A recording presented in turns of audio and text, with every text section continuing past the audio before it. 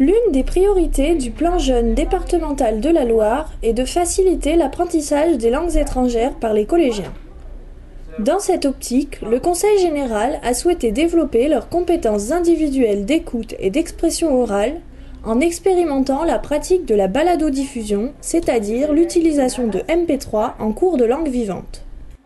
Le Conseil général a équipé tous les collèges ligériens de mallettes contenant 30 baladeurs MP3.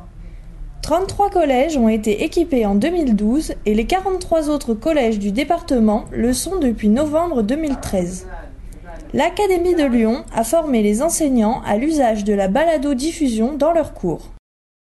Une séance de baladodiffusion se déroule de manière assez autonome puisque le but du jeu c'est que les élèves puissent travailler seuls avec les lecteurs MP3.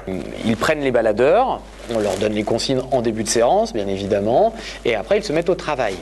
La baladodiffusion a changé beaucoup de choses dans mon cours puisqu'elle a quand même quelque part révolutionné les pratiques en termes de compréhension de l'oral et d'entraînement à la production. C'est-à-dire qu'on a clairement pu, avec cet outil, multiplier le temps de production des élèves. Ça, c'est un des avantages indéniables.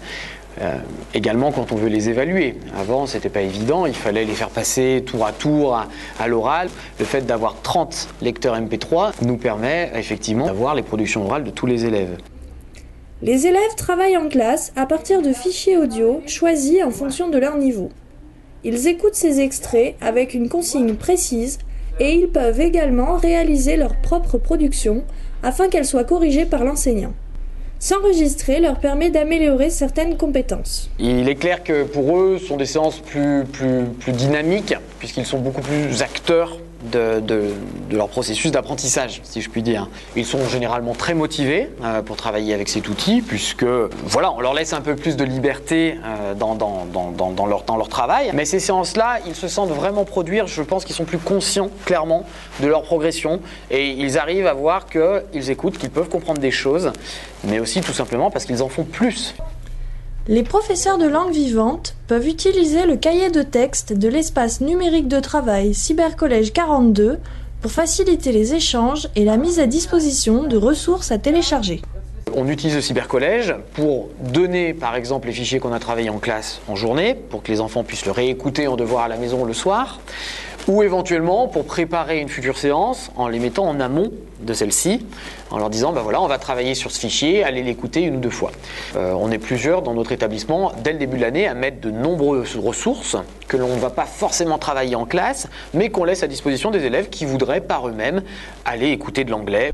En définitive, le travail en baladodiffusion semble avoir de beaux jours devant lui. D'autant plus que les collégiens semblent vraiment apprécier cette pratique.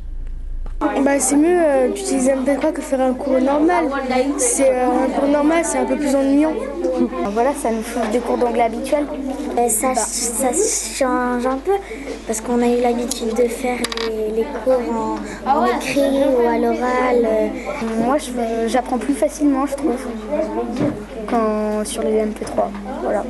C'est cool parce que comme ça, on peut regarder, on peut écouter des choses, on peut s'enregistrer, donc c'est bien. Ouais, c'est plus pratique, comme ça on peut se réentendre. C'est vrai que s'entendre après s'être enregistré, ça permet de voir ses défauts. How are you? I am fine, thank you. And you? I am happy. How old are you? I am 11. And you? How old are you? 99.